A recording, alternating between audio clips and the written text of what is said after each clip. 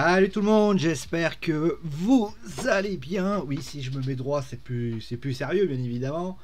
Et donc on se retrouve oui pour tout simplement une vidéo, forcément, vous le attendiez. Peut-être vous, les fans du Paris FC ou les fans de l'Olympique Lyonnais, vous attendiez peut-être une décision, vous attendiez peut-être de savoir si Lyon allait être sanctionné, est-ce que le Paris FC allait être ménagé, est-ce que ça allait être tout le monde va prendre et aller vous faire enculer, est-ce que ça allait être le Paris FC qui allait subir par rapport à ce qui s'est passé notamment, bien sûr, le 17 décembre 2021, ce triste épisode qui avait eu lieu donc pour le cadre des 32e de finale de la Coupe de France. Alors justement, on va revenir là-dessus. Déjà, avant de commencer, on va parler des décisions qui ont été prises par la commission de discipline de la Fédération française de football. On va commencer tout de suite par parler déjà des incidents.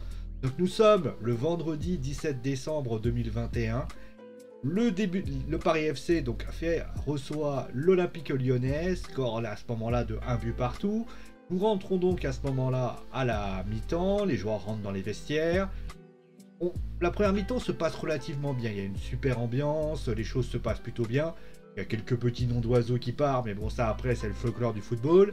Et puis, il va se passer un événement, c'est que pendant la mi-temps, il va y avoir des énergumènes, des abrutis, on va les appeler comme ça, qui vont pénétrer dans le stade et qui vont s'en prendre, qui vont rentrer dans le COP lyonnais. Il s'avère que ces supporters vont donc littéralement partir en baston avec les ultras lyonnais qui vont bien sûr... certains disent que c'est des ultras lyonnais, d'autres qui disent qu'il y a des supporters du PSG à ce moment-là. Non, c'est Jean-Michel Aulas qui le dit, mais bon voilà, pour être très complet. Et puis ça dégénère complètement. Des gens, des personnes qui étaient présents à ce moment-là, eh bien balancent des chaises, et notamment le Paris FC qui avait fait venir des familles, des enfants. Et bien finalement, on se retrouve avec tout simplement un problème, c'est que le Paris FC est obligé, voilà, d'évacuer littéralement. On voit notamment dans cette miniature des gens qui se trouvent sur le terrain puisque il s'est passé certaines choses. Les forces de l'ordre, bien sûr, vont intervenir. Le match ne reprendra donc pas. Et donc, au bout d'un moment, eh bien, la décision, les présidents de club, puisque Peter Bosz, Juninho, qui est en partance d'ailleurs, finit peut-être tout simplement par s'exprimer. Le premier à en parler, bien sûr, c'est Jean-Michel Aulas, le président de l'Olympique Lyonnais, qui d'ailleurs, l'Olympique Lyonnais, notamment, qui notamment fait de la récidive, puisque concrètement, l'Olympique Lyonnais, après ce qui s'était passé au Groupama Stadium, de nouveau, eh bien, coupable d'un événement, concrètement, en tout cas, coupable ou victime d'un événement, et le Paris FC donc parle après. Donc Jean-Michel Aulas dira notamment dans ses déclarations que l'Olympique Lyonnais prendra ses responsabilités, mais le plus important, c'est que l'Olympique Lyonnais, eh bien, considère, par sa voix de son président, Jean-Michel Aulas, comme je l'ai dit, eh bien, explique tout simplement que les responsabilités sont partagées. Jean-Michel Aulas, notamment, met en avant le fait qu'il y aurait des supporters parisiens, on lui aurait ramené des propos comme quoi des supporters parisiens seraient venus en découdre avec des Lyonnais. Le président du Paris FC, lui, parlera également, Patrick Ferracci, qui donc s'est exprimé là-dessus, et il s'avère que le Paris FC dira notamment par la voix de son président plusieurs choses. Déjà, il dira que les principaux coupables seront les supporters lyonnais, les ultras lyonnais qui ont fait n'importe quoi. D'ailleurs, il expliquera d'ailleurs quelque chose d'important, c'est que les ultras du Paris FC, eux, sont de l'autre côté. Donc, clairement, il n'y avait pas un combat ultra contre ultra. Et notamment, il répondra notamment que les supporters du Paris Saint-Germain, c'est de la fabulation. Alors, on va dire quand même qu'il y avait quelques supporters parisiens. Ça avait été annulé. La police après leur enquête, clairement, les forces de l'ordre ont vu notamment des supporters parisiens qui étaient venus. Après, qu'est-ce qui s'est passé par rapport à ça? Ça, après, c'est chacun qui verra son point de vue. Après, est-ce que ça vaut, je veux dire par là, est-ce que ça vaut tout ce qui s'est passé par la suite?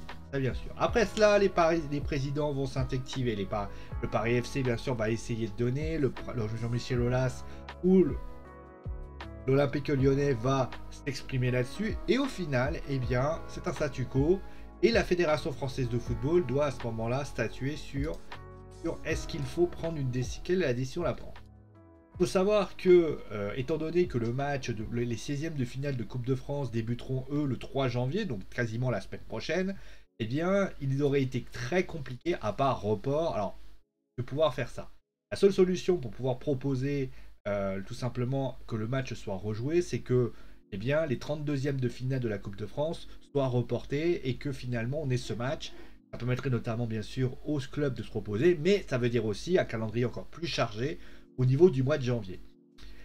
Et finalement, eh bien, les sanctions sont désormais tombées et elles font quand même assez mal. On va tout de suite y revenir là-dessus. Donc, on va revenir tout de suite sur les sanctions qui ont été données. En tout cas, la Fédération française de football n'a pas fait de cas par cas. Ils ont tout simplement frappé fort sur la décision qui leur a été collégiale. Le Paris FC et l'Olympique Lyonnais sont tout simplement exclus des 30 de la coupe de la compétition, on va dire 2021-2022, de la part de la Coupe de France. Voilà, clairement, il y a d'autres sanctions qui ont été faites et justement on y reviendra là-dessus. Mais en tout cas, voilà pour ainsi dire la décision. Alors déjà, on va commencer tout par cette décision. Est-ce qu'il fallait prendre cette décision? Est-ce que concrètement, il fallait, pour ainsi dire, exclure les deux, pour ainsi dire, fautifs? Eh bien, alors, il y avait deux possibilités pour moi. Il aurait été saugrenu. Alors, il y avait soit on rejoue le match, soit on laisse le Paris FC passer, parce que le Paris FC concrètement ne... On va dire, d'ailleurs, vous le voyez dans les sanctions qui ont été données là, on voit clairement que le Paris FC prend moins cher que l'Olympique Lyonnais. Il y a bien sûr cette idée de récidive, mais concrètement, de la part de l'Olympique Lyonnais, forcément ils auraient pu être éliminés d'office, parce que c'est déroulé chez eux, ça s'est déroulé notamment dans leur parquage, et concrètement on aurait pu imaginer que les Lyonnais littéralement mis de côté. Ce n'est pas ce qui s'est passé. La Fédération française de football, lui, a opté pour une sanction collective avec donc le Paris FC et l'Olympique Lyonnais. Et au final, j'ai envie de dire, c'est peut-être la meilleure décision en fait. C'est-à-dire que si on avait sanctionné le Paris FC, on aurait dit tout simplement aux Lyonnais, on aurait dit que bah, tu as juste à aller à l'extérieur, faire n'importe quoi, et au final, tu seras quand même passer par. C'est-à-dire que tout supporter qui était à l'extérieur, supporter qui viendrait, pourrait faire la zizanie, le club domicile pourrait prendre. Inversement, si c'est le Paris FC, ça veut dire que ceux du Paris FC, pour ainsi dire, ce seraient des supporters X qui n'ont rien à voir avec des supporters, s'en prendraient à des supporters extérieurs, les ultras répondraient, et à ce moment-là, il y aurait donc eh bien, une suspension, une sanction vis-à-vis, donc le club, eh bien, à ce moment-là, perdrait son tapis vert de l'autre côté. Rejouer le match n'est pas possible, pour moi, n'est pas acceptable pour deux raisons. La première, c'est que d'un point de vue justice, ça voudrait dire ok, bon, c'est bon, vous avez fait une connerie, mais on va être sympa, vous allez pouvoir rejouer le match. Non, à un moment donné, il faut être juste. J'estime qu'il y a ça. De plus, le calendrier, comme je l'ai dit, est un calendrier extrêmement difficile. Je veux dire, quand vous regardez par exemple le calendrier, je vais vous donner le calendrier de l'Olympique Lyonnais, je vais vous donner le calendrier du Paris Saint-Germain. Comme ça va être très très révélateur. Je vais vous donner le calendrier du PSG. Le calendrier du PSG. Voilà, vous voyez. Et le calendrier du PSG. Je vous fais ça.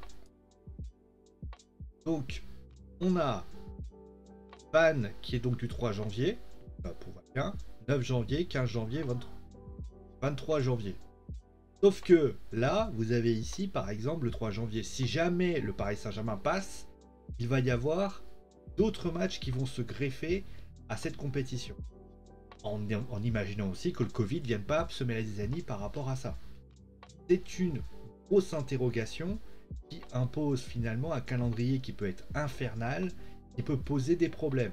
Donc, je pense que la Fédération française de football ne voulait pas prendre de risques vis-à-vis de ça, et ils ont pris la décision de ne pas tenter quelque chose qui pourrait poser des problèmes. Voilà, c'est mon avis là-dessus, encore une fois. Peut-être que c'est pas votre avis, bien sûr, je le respecte pour ainsi dire. Et donc, les décisions sont tombées. Après cela, on a d'autres décisions qui ont été prises. On a donc, du côté du Paris FC, donc 5 matchs fermes de suspension de terrain sur le stade Charletti, clairement. Donc les 5 prochains matchs à domicile du Paris FC seront donc à huis clos. Alors, ils ont pas, je pense que ça sera bon. De toute façon, pour les supporters du Paris FC, c'est quand même un béni de toute façon, puisque le ministre de la sociale et de la santé, Olivier Véran, et le Premier ministre viennent d'annoncer le retour des jauges pour une durée de 3 semaines. Ça veut dire que concrètement, pour les supporters du Paris FC, il aurait été presque impossible de supporter leur équipe.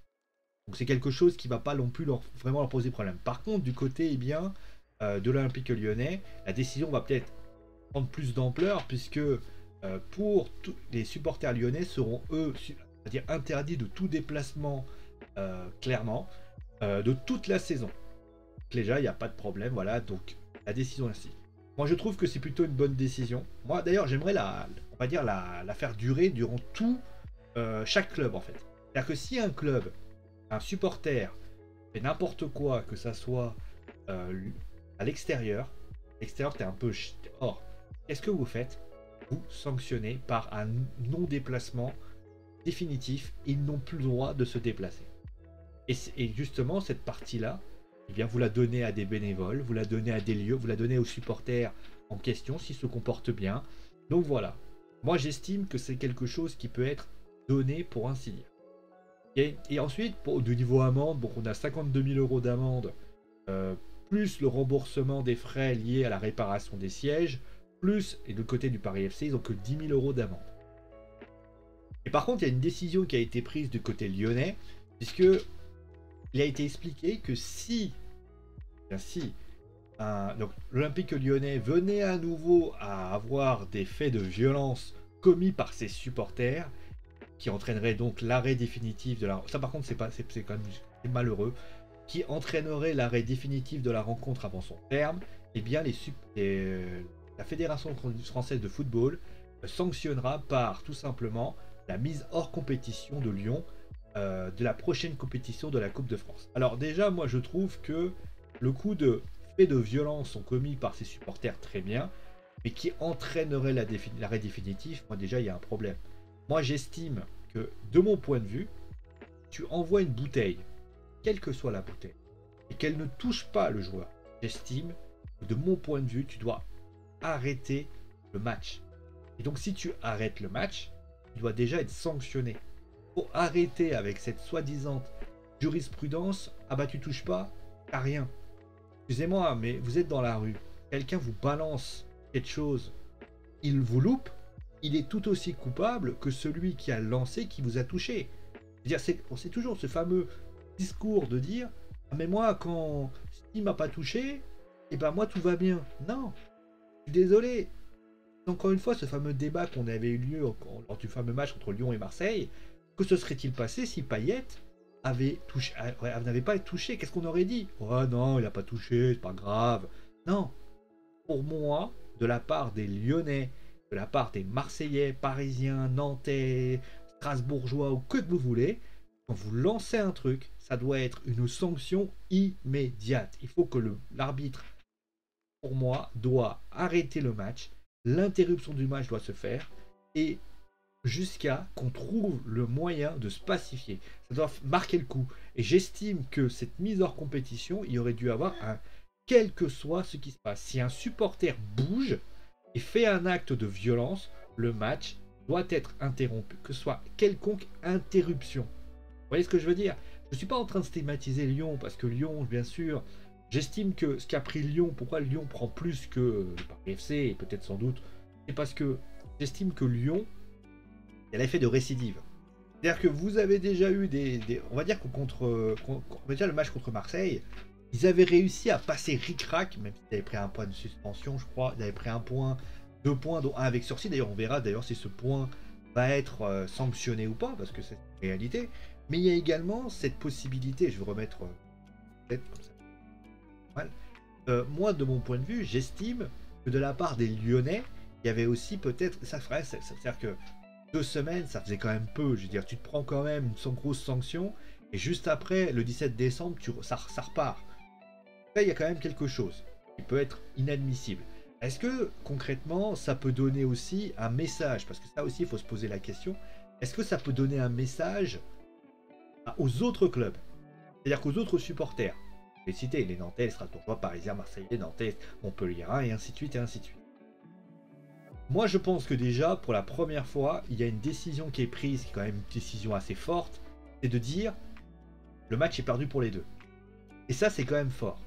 Et je pense que ça peut être une jurisprudence qui peut donner des idées à la LFP. C'est-à-dire que, imaginons qu'il y a un problème dans le stade et que concrètement, là c'est la première fois, je le répète, hein, c'est la première fois qu'une décision sportive est prise par la Fédé, par une quelconque instance de football niveau français. Avant, c'était toujours, ouais, on va faire rejouer le match. Là, c'est la première fois où vous avez une décision qui est prise et qui est dit, une décision qui est prise, qui met à mal l'institution sportive d'un club. Lyon avait des objectifs par rapport à la Coupe de France. Le Paris FC non, parce que le Paris FC est en Ligue 2, je pense qu'ils sont plus intéressés par la montée. Mais concrètement, là, c'est quand même déjà une décision qui, moi, de mon point de vue, est assez forte. Ça a peut-être donné des idées à Vincent Labrune, notamment à la commission de discipline de la LFP, en leur disant on a pris une décision courageuse, vous pouvez prendre la même. C'est-à-dire que s'il y a un incident dans n'importe quel stade de football, vous avez quelque chose qui se passe, parce que là, comme toujours, on va essayer, même si je pense que l'histoire de la jauge dans les stades à partir de lundi va sans doute calmer tout le monde. J'estime qu'il va y avoir 5000, c'est pas à ce moment-là que ça va changer. Par contre, bien évidemment, il n'est pas dit que dès que les choses iront mieux, hein, que ce soit le variant Delta ou le variant Omicron, que les supporters, dans 2 ou 3 mois, reviennent dans les stades. Et là, à ce moment-là, je vous donne en mille, hein, dès qu'ils reviendront dans les stades, à ce moment-là, il faut que la LFP, d'ailleurs ça serait très intéressant, justement c'est ce que je disais, il faudra que la LFP, moi de mon point de vue, commence peut-être à discuter avec les associations de supporters, qui ne sont jamais pris en discussion, que peut-être les présidents de clubs commencent aussi à en discuter avec eux, parce que j'estime que ce qui se passe aujourd'hui pose problème, et que finalement on ait un intérêt commun. Vous voyez par exemple le communiqué du Paris Saint-Germain du COP, collectif Ultra Paris, est assez révélateur. Il a dit si jamais une personne qui est du COP, collectif Ultra Paris, venait à être ciblée par ce qui s'est passé au Paris FC, il serait banni du truc. Et voilà ce qu'il faut faire. Donc voilà ce qu'il en est, voilà ce qui doit se passer. Moi j'estime, de la part du Paris Saint-Germain, de la part du Paris FC, est-ce que c'est mérité les sanctions? C'est on va dire moi oui, parce que encore une fois je me demande si le Paris FC s'est pas dit c'est un match de Ligue 2 contre Ligue 1, il n'y a pas trop de problèmes. On peut prendre à la légère un match. Moi je suis désolé, si vous prenez le match entre un club, prenez le match entre Clermont et il y avait, je crois c'est Chemin d'Avignon ou je sais pas quoi. Il y a eu un mec qui est rentré sur le vestiaire, ça a failli partir en vrille parce que il y a un mec qui a sorti un drapeau de l'Algérie. Donc j'ai envie de vous dire, ça peut arriver. Vous voyez, de mon point de vue, ça peut donner. Mais en tout cas, ce qui est certain, c'est que ça va donner, peut-être que ça va faire passer un exemple. Et je pense que de la part des Lyonnais, de la part des instances, ça peut donner aussi à la LFP un message de leur dire une décision. Déjà pour les autres, qui vont continuer leur périple dans cette compétition, ça va déjà donner des idées pour qu'ils puissent avancer. Ça veut dire que déjà, un mec comme l'Olympique de Marseille, par exemple, va faire très attention à ce qui va s'y passer, concrètement. Et puis la deuxième chose, c'est que pour moi, ça va donner des idées à la Ligue de football professionnel. C'est-à-dire que la Ligue de football professionnel va dire, ok, nos collègues ont pris une décision courageuse, comme le dire, et au final, cette décision courageuse, on peut la prendre. Alors, et au final, au lieu de vouloir prendre des décisions alambiquées, de dire, peut-être par un communiqué dorénavant, de dire que s'il y a un incident, quoi que ce soit, qui entacherait, on va dire, les choses dans ce niveau du club, il y aura une perte de points, quoi qu'il arrive. Et comme ça calmera tout le monde. Et s'il y a des supporters qui ne se respectent pas ces règles, malheureusement, le club sera sanctionné. Et puis voilà. Déjà, les Lyonnais, eux, ils pourront plus jamais se déplacer. Tant pis pour eux, j'ai envie de vous dire, pour ainsi dire. D'ailleurs, ça serait intéressant de voir ce qui va se passer, notamment pour le point avec sursis, comme je l'ai dit. Est-ce que concrètement, il peut y avoir... J'ai pas eu de communiqué de la part des Lyonnais. Je vais juste regarder si Olympique Lyonnais, voir s'il n'y a pas une décision qui a été prise. par rapport à ça. Est-ce qu'il n'y a pas un communiqué du côté de Lyon qui a été prise? J'ai pas vu de communiqué pour l'instant. Actualité de l'OL. Je suis sur le site de l'OL, hein, vous inquiétez pas. Si vous voulez, on peut y aller ensemble. Hein. Rétro, elle plaît. Accepter tout. Boats. Non, je veux pas réserver, t'es gentil, mais. Non, il n'y a pas de. Bon là, non, mettre dans le communiqué, il n'y a pas de discussion. Ouais, il n'y a pas de discussion qui a été prise. On va quand même regarder si, par exemple, sur Google, on n'a pas un truc, voilà. Et... Ça... Saoudien, on s'en fout. Et voilà, vous voyez, c'est quand même assez étonnant, c'est que Sadar Azmoun est plus... Et... Bon, bah, il n'y a pas grand-chose dans l'Olympique Lyonnais. Les Jauges reviennent. C'est-à-dire les deux clubs éliminés de la Coupe de France. Donc, a priori, les dirigeants. On va juste aller voir le compte Twitter de Jean-Michel Aulas. Peut-être... Alors, peut-être que Jean-Michel Aulas a peut-être aussi d'autres chats à fouetter, mais... Bon, ça reste...